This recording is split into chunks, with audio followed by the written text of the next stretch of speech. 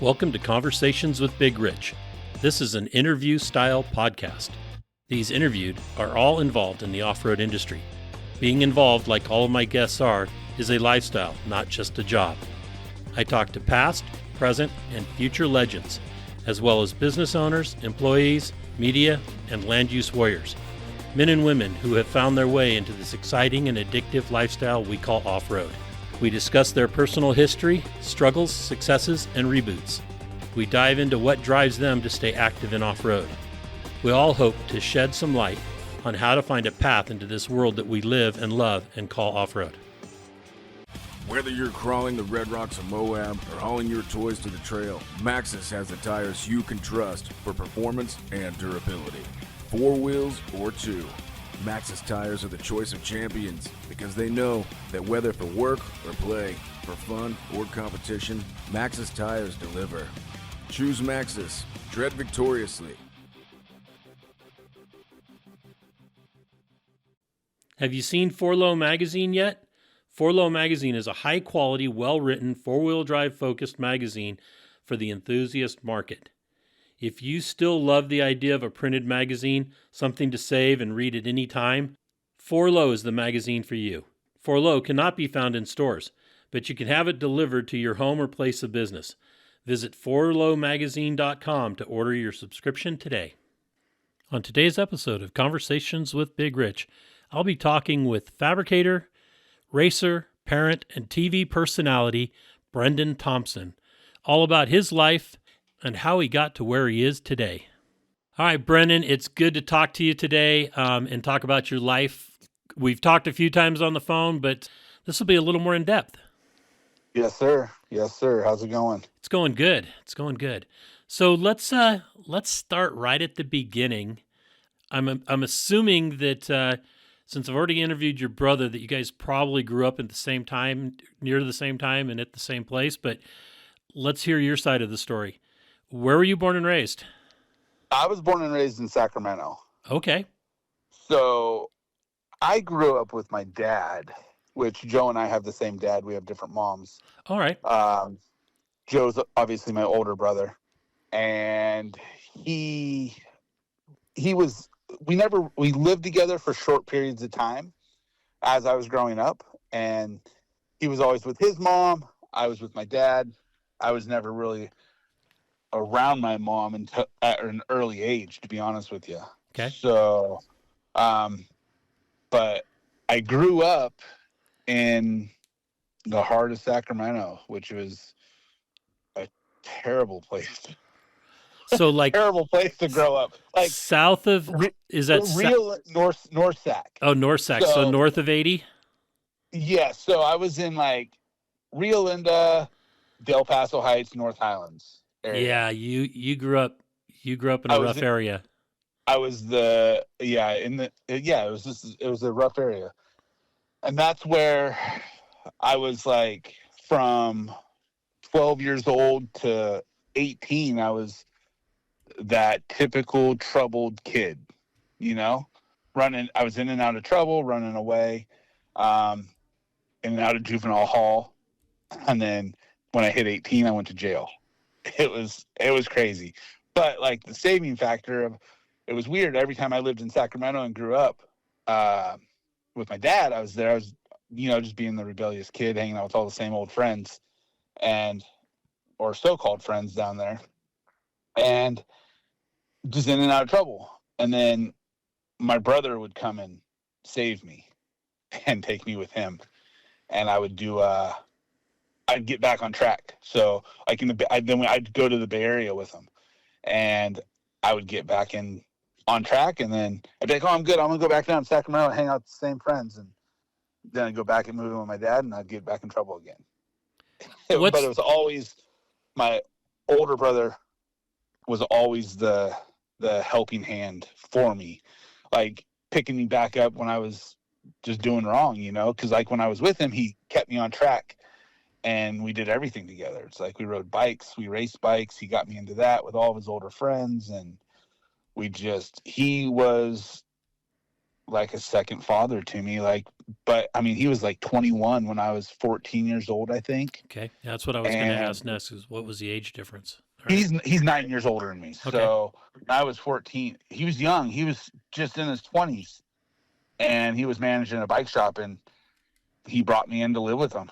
You know, he took care of me. So it was kind of, I was grateful. I'm grateful for Joe because he was always there, and we've had our ups and downs, but he's always been there for me. And it's, I can't say like if I didn't have him, I would probably still be doing, I would have still been in that environment, you know, because I wouldn't have known any better. Right. Well, So I'm glad that worked out that way.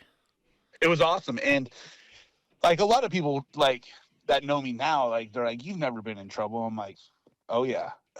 I was that troubled kid, but me getting in trouble in my early days was like it was pinnacle for me because it was huge.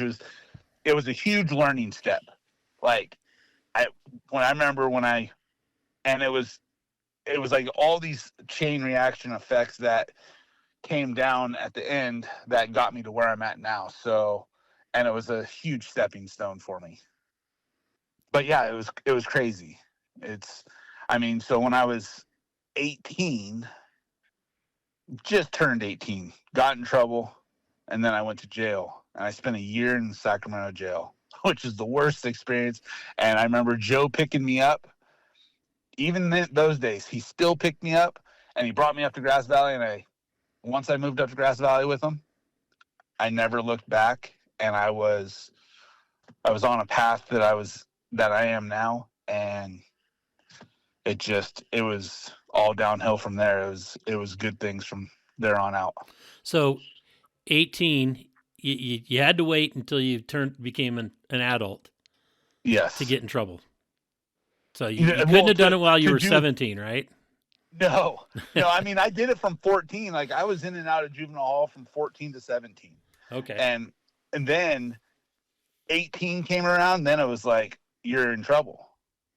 And you're like, and our dad was always like the hard one. Like he just didn't know what I was doing. And I was like, had the friends that I wanted to hang out with, and they just weren't the right crowd, you know?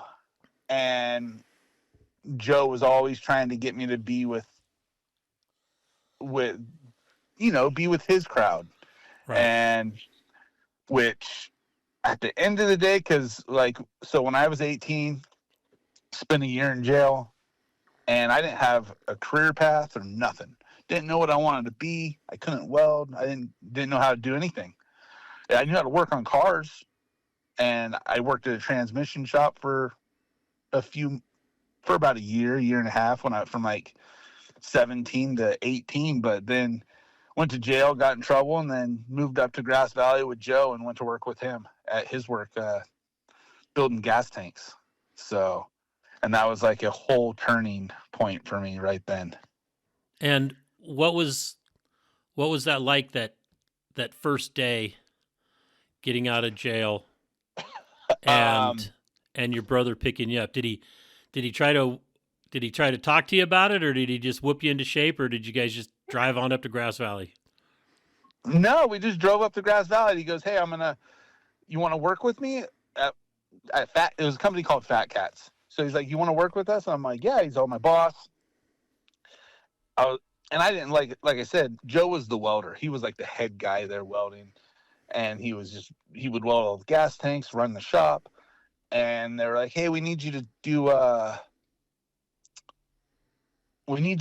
put tunnels in these gas tanks." I wasn't really forming them, but Joe's like, "Hey, the gas tanks are like the job you're gonna do is key because you're the last step of the whole thing. And do you want to do it?" I'm like, "Yeah, I want to do it. I can do this." And then it was always a good thing. And like I said, Joe and I were always tight. And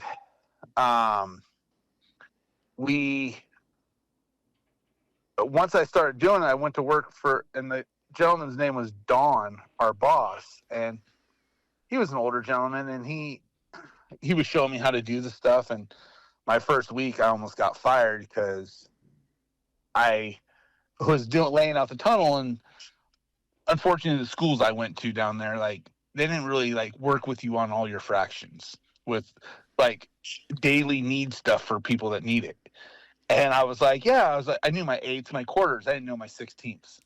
And I was like, we're laying out a tunnel. I'm like, oh, first line after quarter. And I remember Don going, are you kidding me right now? And I'm like, yeah, I can figure this out. I was just remembering it, like winging it. And I remember him telling Joe, Joe like pulled me aside later that day. He goes, hey, Don's going to get rid of you if you can't read this stuff. I'm like, they never taught me that stuff. I never had to use it. And he's like, oh, okay. And then Joe helped me with it. I'm like, I'll learn it. And I learned it. And then it was like, I was better at it doing the decimals and the fractions than Don was. So, but I was able to get it with Joe's help again. You know, he was there. He was there like, hey, this is what you need to do. And I remember like, it was almost like flashcards. Like I was a little kid, but it was cool. It worked. He was on me, like making sure that you're going to get this. And then once I got it, then my brain got trained to where I just wanted to learn that whole job.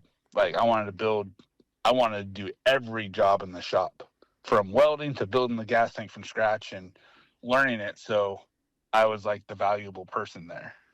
And these were all motorcycle gas tanks, correct? Motorcycle gas tanks. Right. And then that's how it got started with me. And it was like, it was crazy. It was like, I never thought about doing any of that. Never even had a clue. And I was able to get with Joe and then Don, and Don did a lot of stuff like in the sand race, or basically in the desert world, doing some drag racing stuff. He was all about doing metal fabrication, and he was really good. And I was able to pick his brain enough and learn everything he was able to teach me. And he's still around, and he's in his late 70s now. And I still talk to him on a daily basis. Awesome.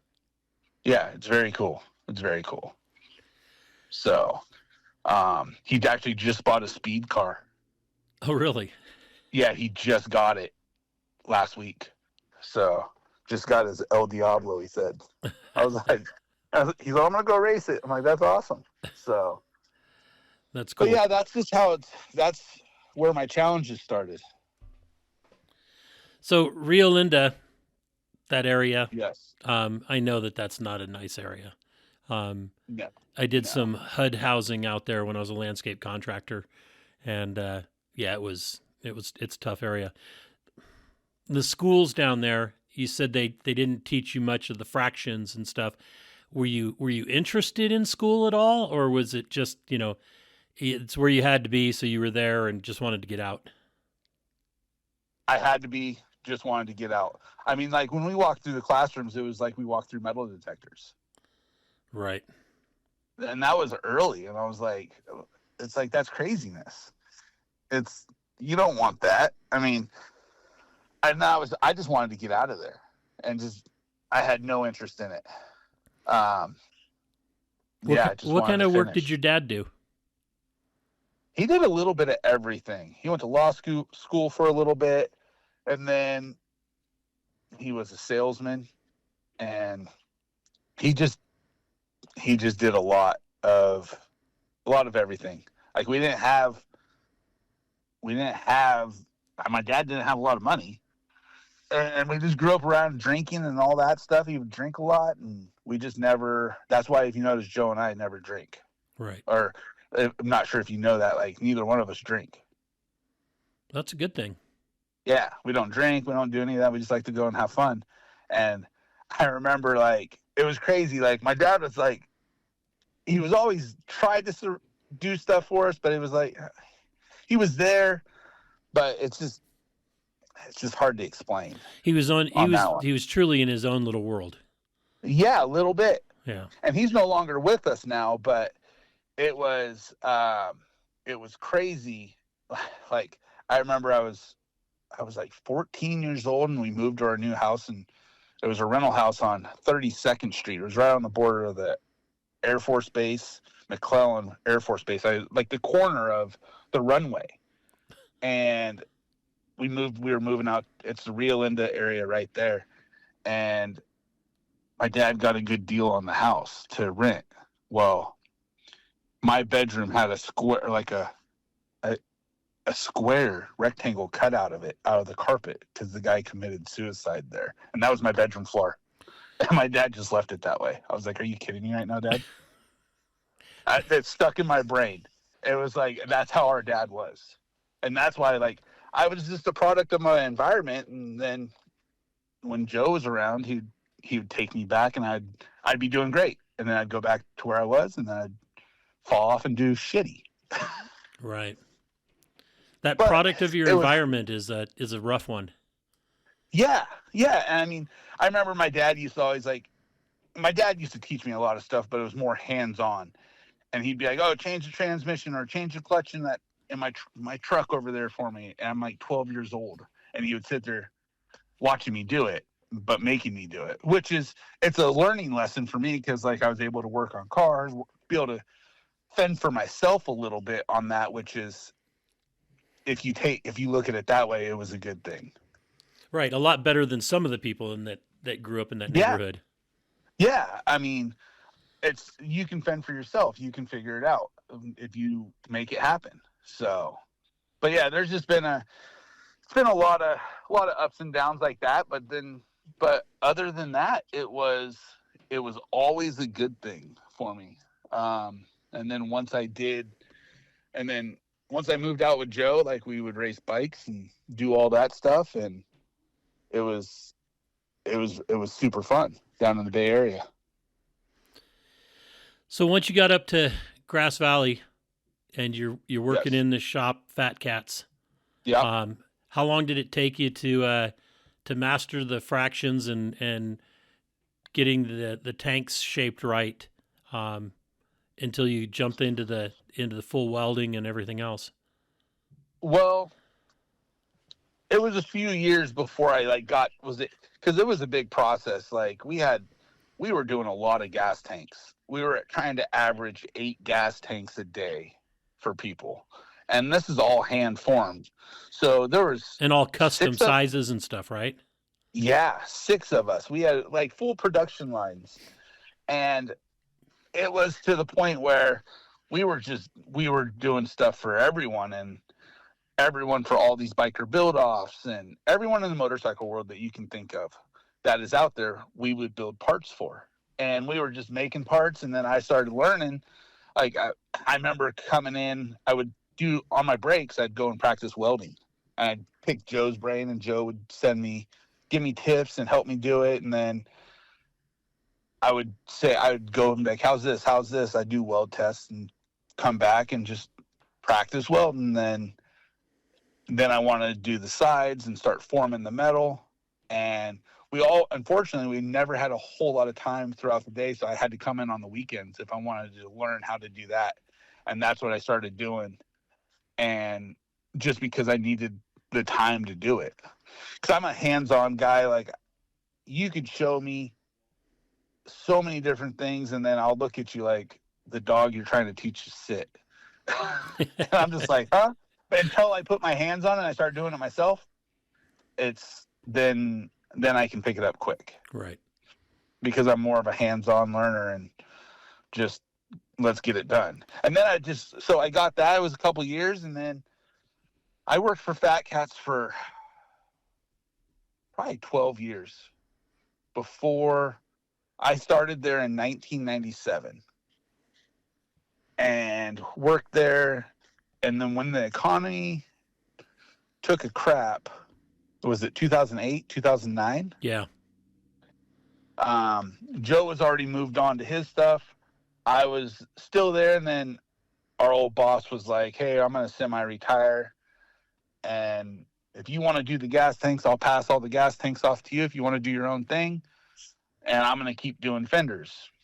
And it's like, okay.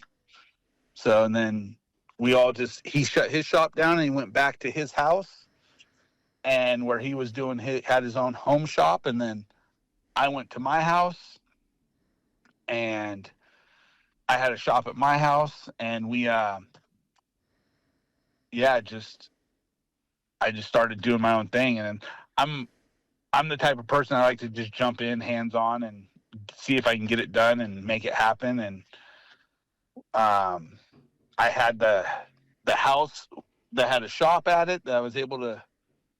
By this time, I was already married and had my kid with one of my kids, and just started doing. I was gathering tools throughout the years, also as I was going around picking up old tools, buying them while I can, and I was always doing side stuff.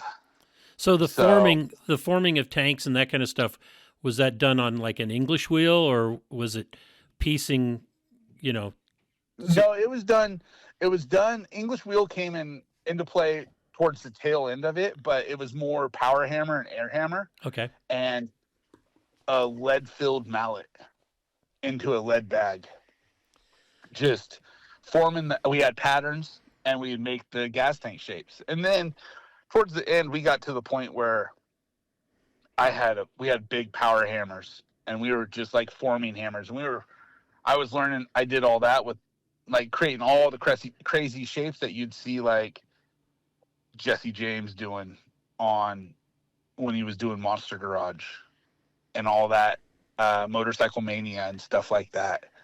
And we used to do stuff at Fat Cats for Jesse, and it was always cool because it was always cool to see your stuff get broadcasted, Right. And then obviously there was the Tuttles out there, because that was like the main time when the motorcycle scene became hot. Like we were doing a lot of, like when the Paul Jr. and Paul Sr. and all those guys, Orange County Choppers, came on TV for the scene.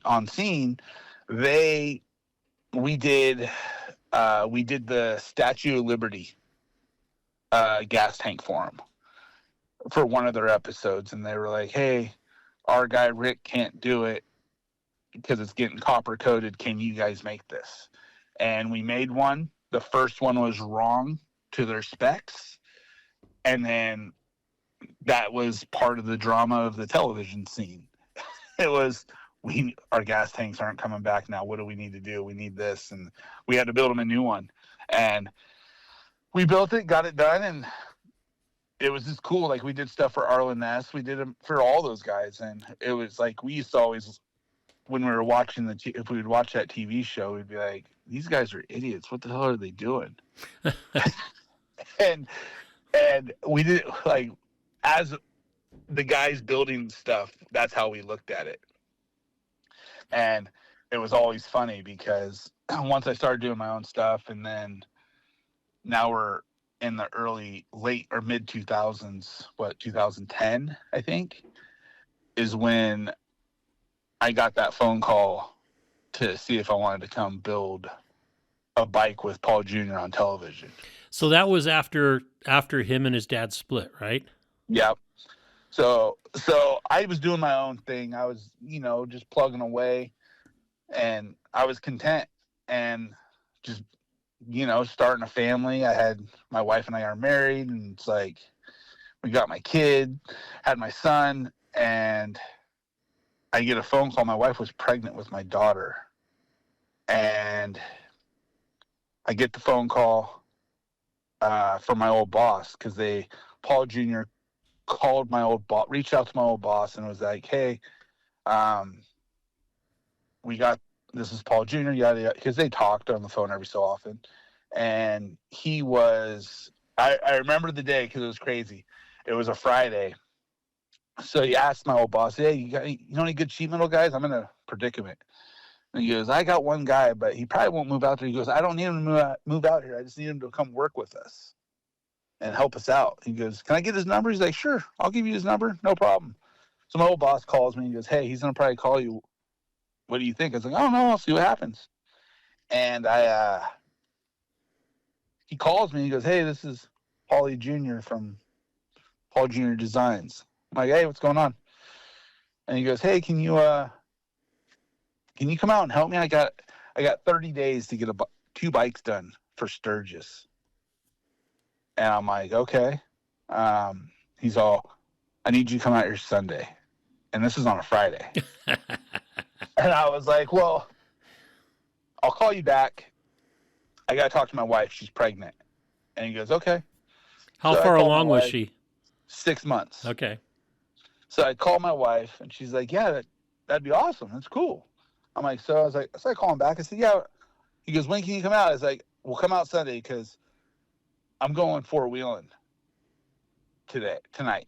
I was going to Fordyce to go wheeling with my brother-in-law and my buddy and some of my friends. And so it was cool because I was like, yeah, I'm flying out to New York on Sunday. I was like, so I got to leave early. So I left early from wheeling just to get back on Sunday. And like, we didn't talk about money or nothing. It was a weird scenario. You just showed up. It was super weird. Like, I didn't talk about any of it. And I remember I was like, you got all the tools we need? And like prepping them before I get out there. And he goes, yeah, I got everything you need. Everything you can imagine. I'm like, okay, cool. This is going to be cool. So I get out there, I'm getting back from wheeling, and my wife's like, have you even figured out how much money you're going to make? I was like, nope. And she's like, what are you going to do if you guys don't hit it off? I was like, I jump back on a plane and I fly back. Right. And I was like, what do I have to lose? And she's like, yeah, I guess if you look at it that way. I was like, it is what it is. It's an experience for me. And that's how I was looking at it. I went in there with it. And so I got there on Sunday, and Monday morning I show up to the shop, and I remember the guy there was a main foreman in the shop. His name was Joe. And he picks me up from the hotel and like takes me to this pizza parlor. It's weird because like the whole TV set thing was funky. Like there's a lot of like, we have no pictures of projects we're doing. People can't see what we're doing. We got to be real top secret. And at that time it was 100 times worse than it was later on because him and his dad were having lawsuits. Right. And it was absolutely crazy. Like they had me sit in a pizza parlor down the street from the shop.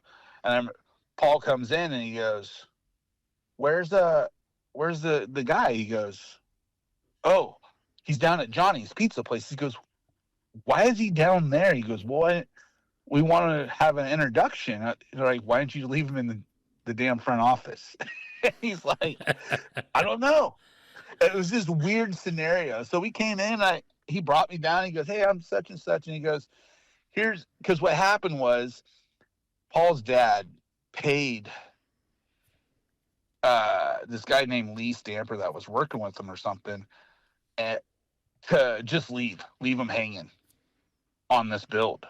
Nice. Apparently. Yeah. And what you see on TV is what is real. It's not like made up. A lot of people ask me the same question. Is that real? I'm like, it sucks, but yes, it's real. So did that, and like Vinny was there, and it was cool. Like I was like, oh, this is pretty cool. And he comes in and he goes, here's the gas tank that the other guy started. And I looked at him, I said, I am not putting my name on that. And he goes, huh? I was like, yeah, I'll start from scratch. He goes, really? I'm like, 100%. I'm not putting he's like, but we only got, I was like, I'm not putting my name on it. And because it was honestly, it was a pile of crap. So I was like, so he goes, here's a picture. And it was the only picture I ever got from him. He goes, here's what we got for a picture, build the Geico bike. And he goes, had some big lizard tail and a Geico head. And I was like, I did it in 10 days, did all the fabrication for him. And he was like, got him to the point where he can get it all done. And then we talked.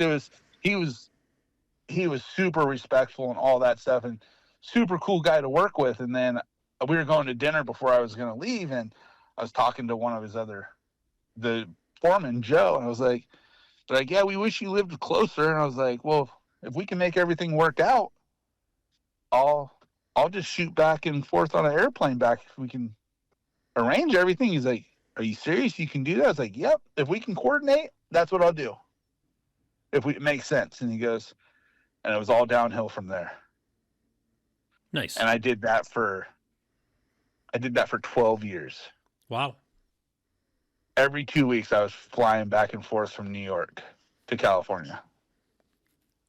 So and was able to do a lot of cool projects. So I was reading, when we decided we were going to do this interview, I know a little bit about you, but I figured I better do as much research as I can. I try to find things on people. And I came across a blog where the guy was talking about the show and you coming on and about how boring you were. Did that kind of stuff bug you? I mean, no, I wouldn't think so. Okay, good. I've seen that blog, and I've come to learn, like, you could be boring. It's all how Discovery plays it. Right. So we had hundreds of hours of footage in there, and we would do stuff, and it's like, and it's the way they chopped it up. Like, you would see me come in, I would be there for the first 2 weeks, and then you would never see me for the next 2 weeks. And it was like, people didn't understand. People thought I lived in the area. Right. And it was just crazy. I mean, and people, they always say stuff. And that was like, I lived with Paul basically when I was back there. I was like at his house, and we became good friends. And Vinny and all those guys, Vinny, Cody, they were all super cool. Mikey, they're all super cool to work with, and we were all friends. But like, I spent most of my time with Paul. I was had a room at his house, and I was there for every 2 weeks. And it was just craziness and like, believe me, I've never been on television before, but I didn't know what to do. And, it was weird. All of a sudden there's cameras watching everything you do for 2 weeks. 100%. There was cameras I had, and it was like, I was getting told when to do stuff and when not to do stuff. Like, let me see that. We need to get that on film. Okay, no problem. And wearing a mic, it's like whatever you say is always being recorded. And it was odd. And then it was one of those things. I just learned to tune everything out, and I don't really comment on like my social media stuff that much, because people can have their outlook on it. It was just like how I had my outlook with those guys. I'm like, these guys are idiots. They don't know what the hell they're doing. But it's just an outsider looking in until you really get put in that situation. And then I can care less what people say. Right. Now. And it was like, okay, you just talk. You don't know what you're talking about. So I understand it. I'm good with it. And I've seen that blog, and I don't know where that blog was coming from. That was a weird blog. And you don't really find a lot on me anyway. No, I found that out. So just because it's weird. Yeah. So and then we did this. Yeah, we were doing the show, and then it's, the Family Feuds created the show to get canceled again. Right. And then we did the Azeroth Choppers. I did that with Paul. I was a team leader, and it was me against Cody. And I was able to pick who I wanted outside people to come help me. And I actually had my brother come and help me. And we did that for, it was a company called Blizzard for World of Warcraft, I guess, the video games. Okay. And we made those, we made the bikes. Like, I was the Alliance and Joe was on my team. So we were a team Alliance, and Cody was the team Horde, because that's what the two different teams on World of Warcraft. And we made like a big old, like, polished machine tracked vehicle that they put in the video game. And then he did a trike, which it was super cool. It was a really cool event. And we let the fans vote. And I think it's been so long, I don't think I won because the Horde had more of a following. And it's weird how that stuff happens. Right. It's crazy. It's just, but it was cool stuff like that. And then obviously I've done 2 build-offs with Paul Jr. against Jesse James twice. And Oh, you were involved in those, the build-offs, huh? oh yeah, I did all those. Okay. So so pretty much like whenever Paul went on his own, I became, after that first 2 weeks, I was his guy at all his bikes that he's done. Nice. On his own, I did all those with him. So when you were doing that, yes, were they trying to was Discovery or whoever the group you were working with, were they trying to create more drama outside of that, or was it more of like focusing on between Paul and Senior and all the shit that was happening on the outside? No, like you didn't need to create the drama. The drama was there, and it was like, it was craziness. Like I can't even understand, like how their interactions were. Like we literally had blacked out windows in our shop because we could not have people like from OCC looking in our shop. That's how it was real. It wasn't like made up just for, everyone's like, oh, that's a made up show, you had script. I was like, no, it's not. It's 100% like, it was a weird situation to be in. Weird. See, back in that day when OCC got started and their conflict and stuff, we were approached by some producers with Discovery that wanted, because we had that dynamic with my son, Little Rich, and myself with the We Rock events. And they were like, oh, with all this, with the racing and stuff and, what you guys are doing and we could do the same thing like American Choppers. And I'm like, but we don't act that way. We don't have that. Well, we can make all that happen. And it was like, well, no, that's not us. Yeah. Yeah. And then every time we got approached by producers, everybody wanted that. They wanted to create fakeality, what I started calling fakeality TV.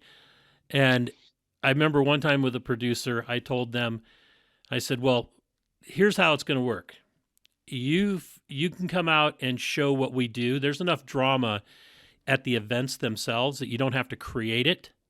So if you're going to try to pit the drivers, or you're going to try to make the drivers or the teams or the judges or the staff look like idiots, I'm going to have a problem, because I'm going to walk into your office and we're going to discuss it.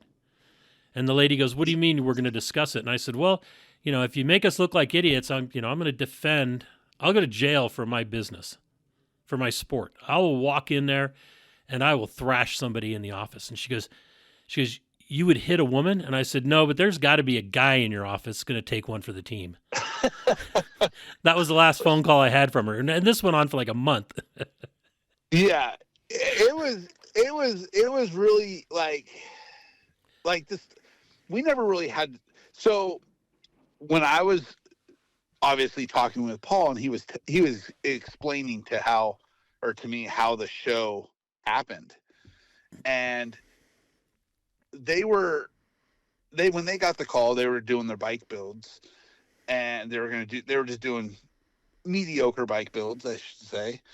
And then they got the phone call from Discovery, or from Pilgrim Films, and it was Christo, I believe, Doyle, that was the producer at the time, and they were like, hey, we're gonna do a motorcycle reality show. And I was like, all right, cool. And they were able to do it, and they were starting to film it, and then him and his dad started fighting, and he's like, the production company was like, shit, what do we do?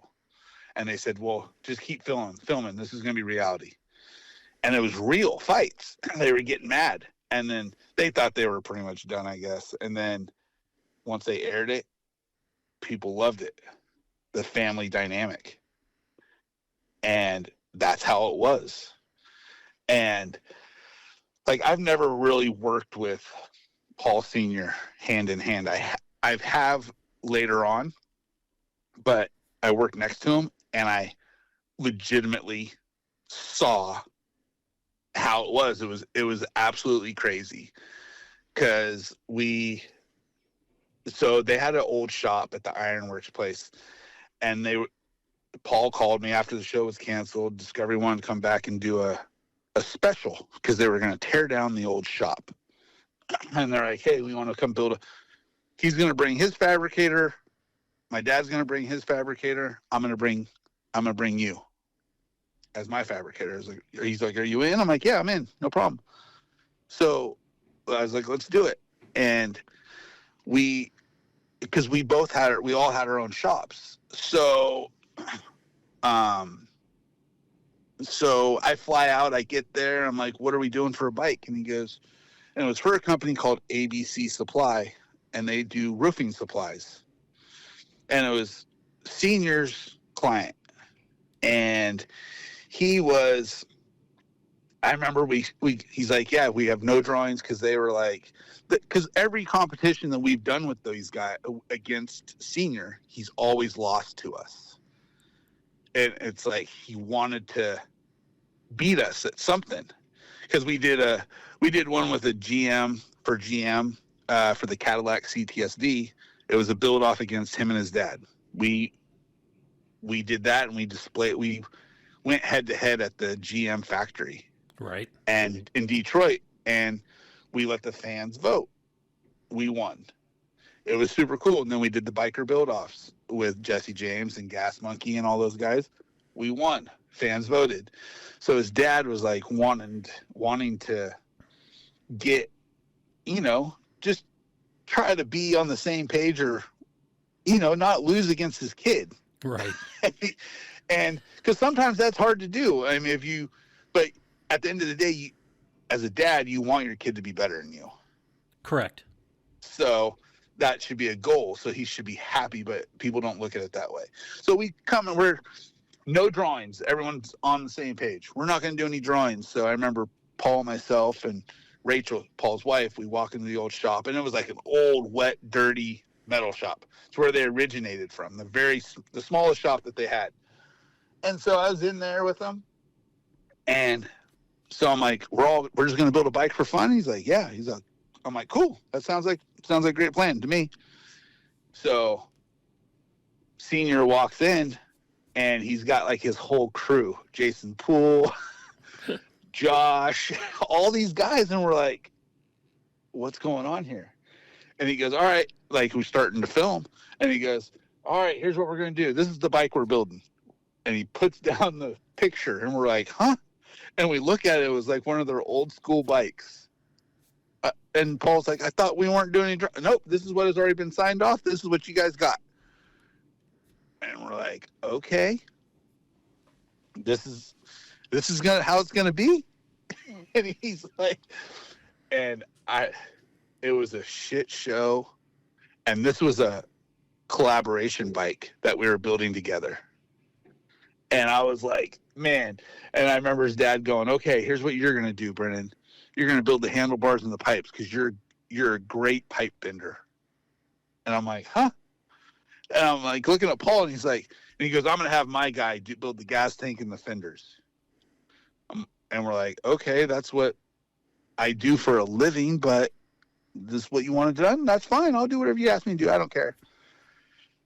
So, and then I remember it just became like when we did a board meeting the next day with the client.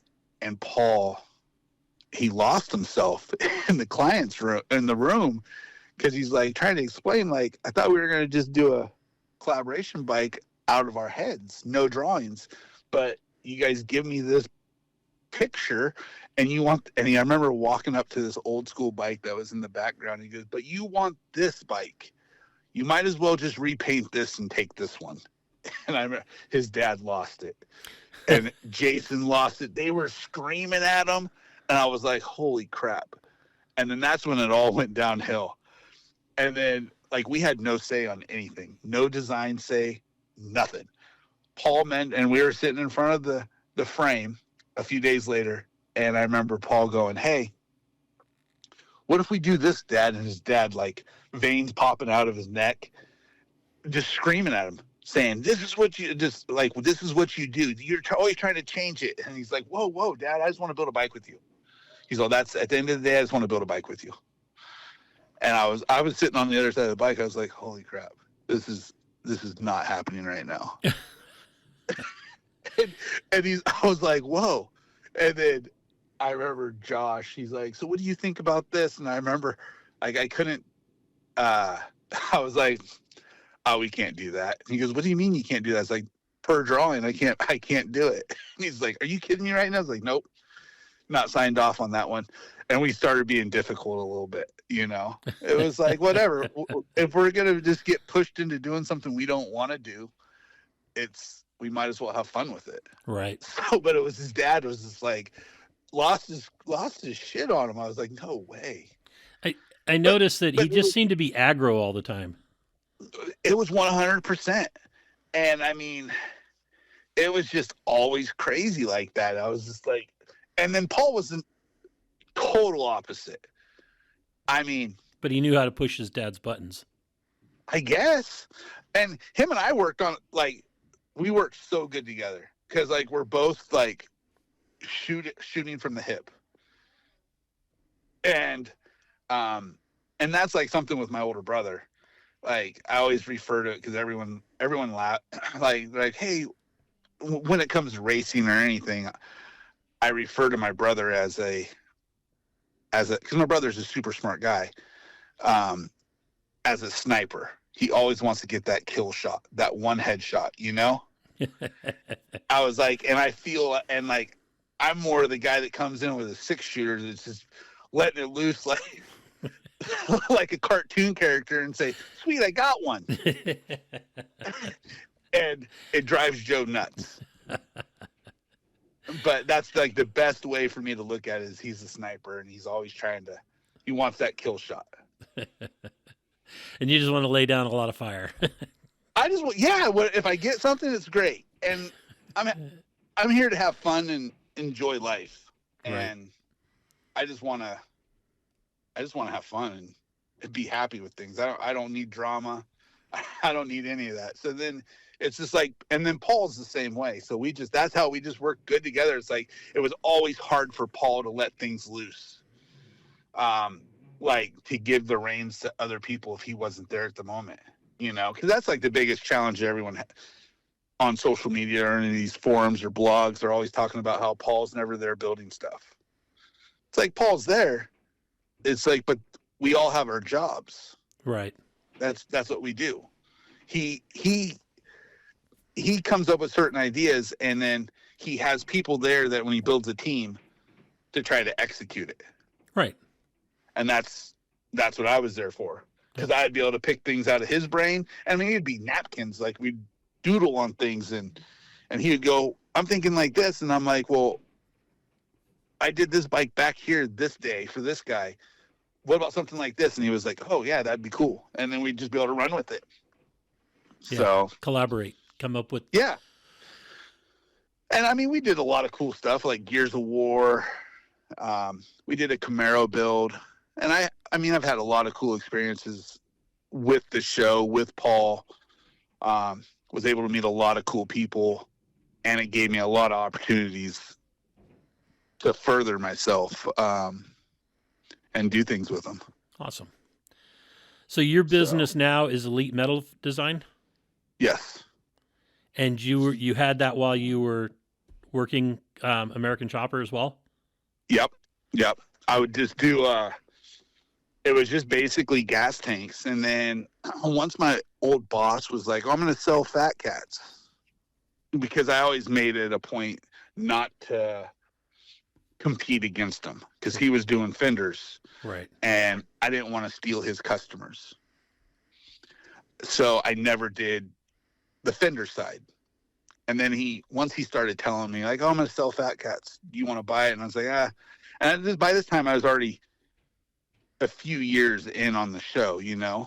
Right. And I was like, I'm not going to buy Fat Cats. Like, it doesn't make sense for me to buy something when my name's out there. And he's like, yeah, I guess. He's all, but you don't have the tools. And then I started buying the tools. And then I started, because once he said he's selling it, I was like, I'm going to jump in and start doing fenders. I better start prepping myself to do this. It's because that's going to be the next wave. So then I started working with a metal spinner that was making his parts, that started making my parts also. And then I started buying, and I started buying the tools, like, because they're hard to find the tools. So when Centerline went out of business, I bought their big wheel spinning machine, and I brought it up to Nevada City, and I have all the tools to do it, but I ended up still working with the metal spinner to make the spinnings for me. And he ended up buying Fat Cats. Oh, okay. So now he's like, they're my competitor, but they still make my parts. Right. So because we're still good friends. Like, I'm friends with the owner that we worked together for years. So it just makes sense. So I have him do all the spinnings and stuff, but I have the tooling to do it myself. But it allows me to have, with him doing it, it allows me to have more time to focus on my kids, to go and race, and still make a living. Right. Okay. So let's talk about the racing. So yes, how did you decide to get into the racing end of it? I went out there to help pit for Les Figueroa. Right. With him and Joe. And there was no real hammer town at the moment. Right. It was crazy. And I remember my brother-in-law and I took his Dodge with a cab over, and we took our little rock crawl. We have a buggy on 49s, and we took it down there to go hang out and help pit with Joe and Les. And we get down there, and where we parked, it was a big deal because we parked in Tracy Jordan's spot. And they're like, you got to move. Tracy's here. And we're like, who's Tracy? We didn't know who he was. and we were like, okay, whatever. So we moved our cab over, and then he shows up, and then it was cool to watch because my old rock crawler buggy is Kevin Yoder's old 454 buggy, comp buggy that he used to, and we put a Toyota in it. It basically made Kevin sick. Right. So you quartered the cubic inches. Yeah. So we did that, and then it was, we liked it. It was fun. And so now back to I think that was when was that? When Joe raced? 2006, 2007, maybe? And when that was, and then I think 2010, I was doing the show, and Dave was gonna let me have a spot to race hammers, and I was gonna race a Trent Fab car buggy, and I wasn't able to make it with the schedule and Discovery and all that stuff. So I did a no-show. And I think it made Dave mad. Oh, come on. Dave's never been mad. No. And I was like, and he was like, you got a spot? No problem. Just show up. And I was like, all right. Well, no show. So the next year I showed up, and I was just watching. And no one knew I was there really, but I was there with my friend Jake Yeoman.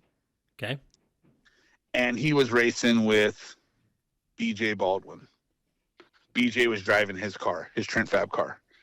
And there was Jake Hollenbeck. Yep. He had his bomber chassis there. He was doing all these doing last chance qualifiers to race hammers, and he was killing it.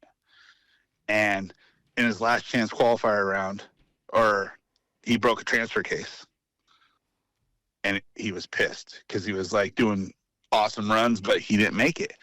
Dave Snyder had the great idea of, why don't you just have Brendon try to race your car, Jake, since you're already here, and spend all this time and money and prep and stuff. And he's all, I'm sure Dave will do it. So we had to go and talk to Dave, and Dave's like, sure. He was, angry, and was like, sure, no problem. But you're starting from the back. You either start the race or finish the race. And we're like, okay. So Dave comes back, Snyder, and goes, hey, you're good to go. We're like, all right.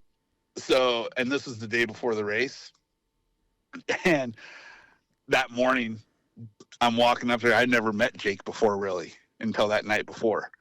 And he's like, I'm like, so how do you want to do this? And he goes, I don't know. I was going to ask you the same question. I was like, I don't really feel like racing your vehicle because you got a lot of money into this. He goes, I was feeling the same way. I was like, we could either start the race and I pull off and I let you jump in, or we just see how it goes.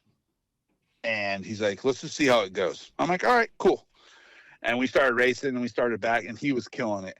And it was an awesome time for me. I was laughing. It was awesome. And then we just got in, and he ended up breaking a lower link at Chocolate Thunder. But that's how I got hooked. And then when I came back from that, I had an LS motor. I bought an LS motor that weekend, and then was talking to Joe, and Joe came over to my shop, and we just started building my straight axle car. So, and then I started teaming up with different partners, and then I got set up with Maxxis tires, and it was pretty crazy. Like, cause Joe's like, if you can get Maxxis, that would be great. And I'm like, yeah, we can. And then I was talking to a fan. I met a fan out in New York that had a Jeep. And he was like, he wanted me to sign his Jeep. And I was like, yeah, I went out there and signed it. And then, he would message me every so often. And I was like, oh, I need to get a tire sponsor. And he goes, oh, I'm friends with the guys at Maxxis. I'm like, really? Can you set that up? And he goes, yeah. And then he reached out to Maxxis, and they were like, oh, you don't know that guy. And then they're like, well, can I give him your number? And they're like, sure, no problem. And then that's how I got set up with Maxxis, and I've been with Maxxis ever since. And then obviously with FK and all these guys, and like Brannix, they all been helping me out for a while. So awesome. And then yeah, it's been pretty cool. And so your son. Yes. Let's talk about your son and what you got going on with him. You guys built a car? No, we did. So he's been in. He can tell you more about the King of the Hammers, the drivers, than most people would even tell you, because he's been in it ever since he's real young. Like, just following everyone's paths, like Shannon Campbell, all those guys. And we started him out in a Razor 170 at the NorCal Rock races. Okay. And he would just racing, and him and Braden Judge were always battling it out, the two 170 classes. And it was awesome to watch him race. And then he became a decent little driver. And then once he turned like 13, he started when he was 8. And then once he turned like 13, we got him into like another class. So like, and Joe's always been there too. Like, we always try to push him not to race like sandbag, not just to chase the trophies, Right. Like, if you're not racing anyone faster, you shouldn't be racing. You need to be racing people. Push yourself. So he wanted to move up to like the 900 class, and I had a 1989 Honda Pilot, and I brought it out to NorCal to race in the 1000 class, and it was pretty awesome. And then my kid wanted to race it, so I put him in that thing, and he started killing everyone in it, just like stomping all the 900s. And he just raced that, and it like, those things were squirrely as it was, not 4-wheel drive, 2-wheel drive. So it's like they're just 2-wheel drive, and it was like you had to have control. You had to have driving skills. So he was driving that, and then he's like, I want to race big cars now. And he's like 16 now. And we did it. We bought him an RS1, started racing that. And then I was like, oh, I'm going to build a new IFS car with one of Joe's new frames. And so I was like, let's do it. And I was like, well, hopefully we can get the rules changed so we can downsize my straight axle car to a 4800 car, and you can have that. And that happened, and he jumped in there, and then now he's racing the 4800 class, and now he wants to build a 4400 car. Which, of course, between him and my brother, they're going to kill me.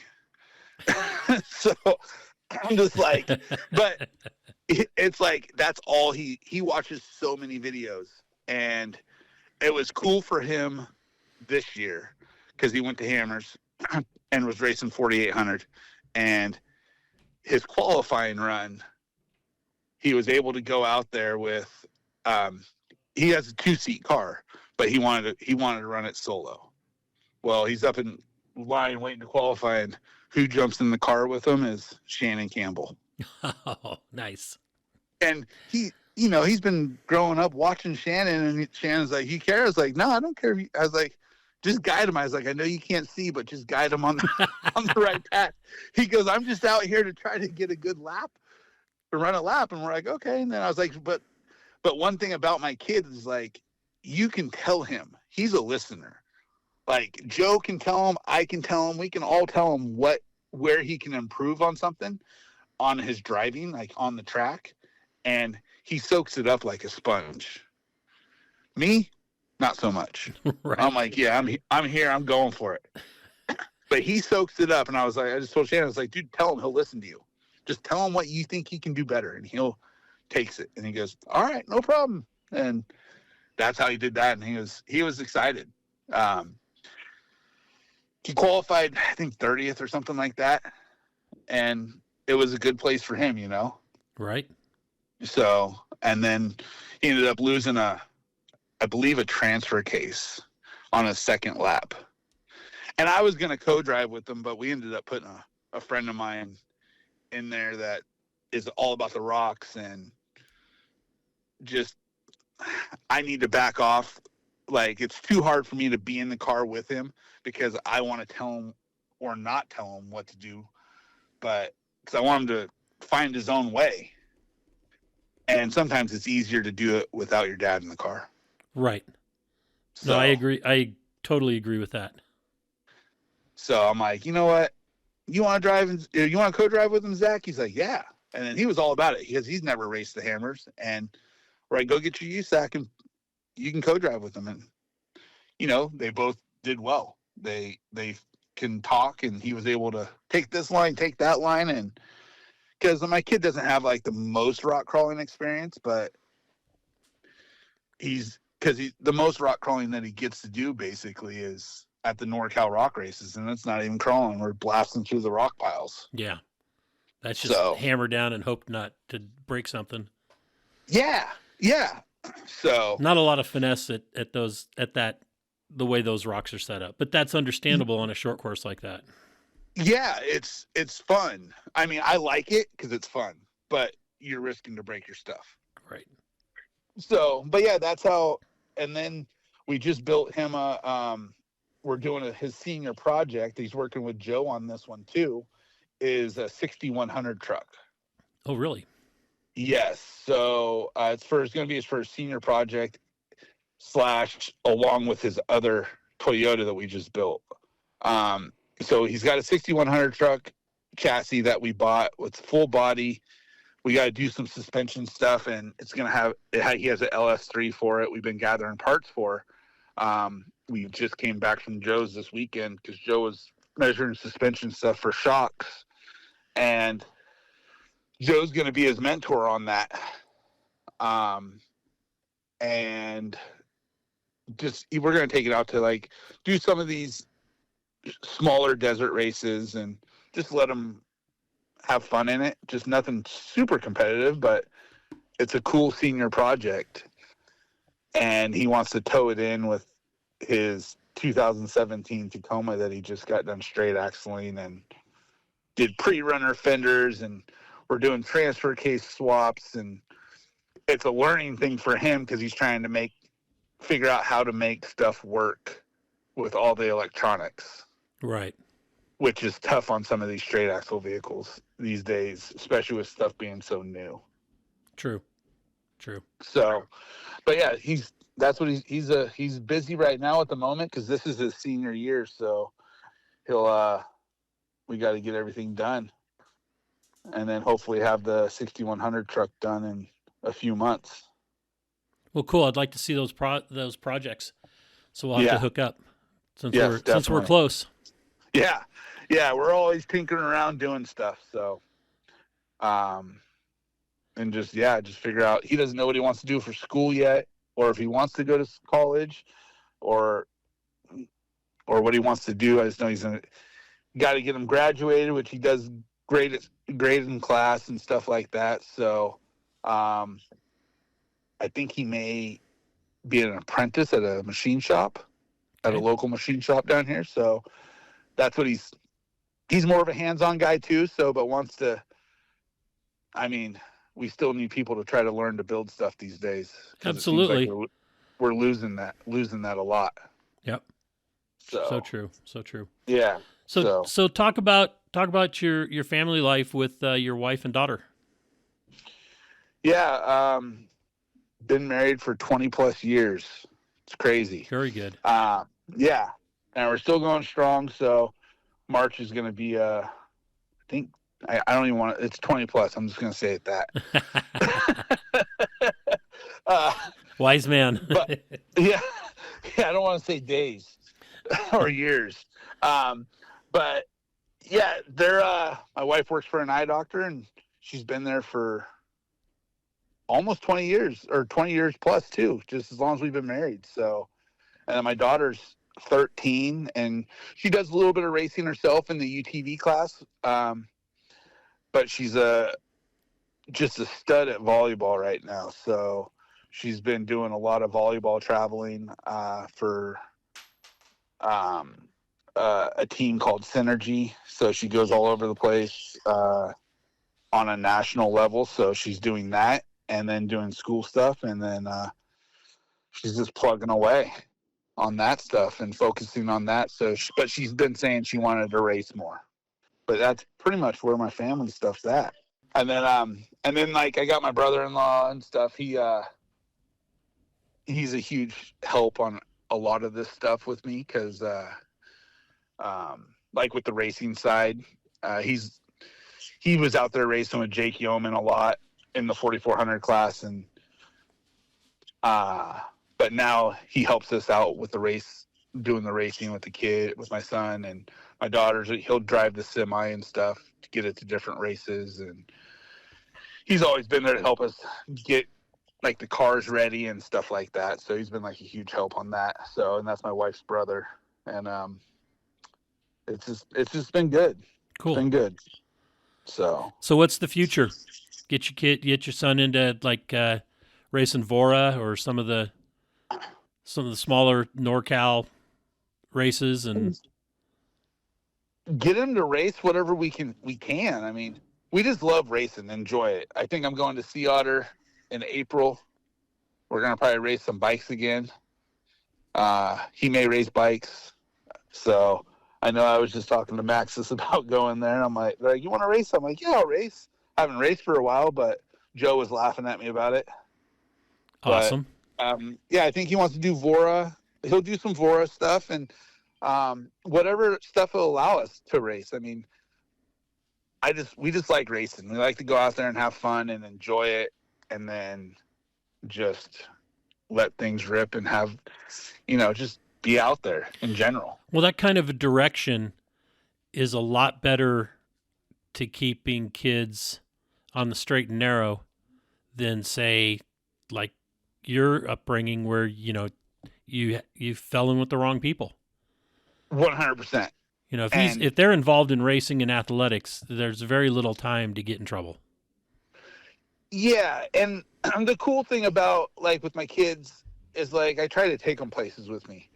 So I've taken them to SEMA. They've been to the SEMA show. They've been able to talk to people, and they've basically, like, with Maxxis, it's like they know all of the Maxxis people. So they've been on the trailers, like they've been raised around them. It's crazy. Like, so, but I try to keep them involved with all these different style people, so they know who they are, but they are also social little butterflies, if that makes sense. Excellent.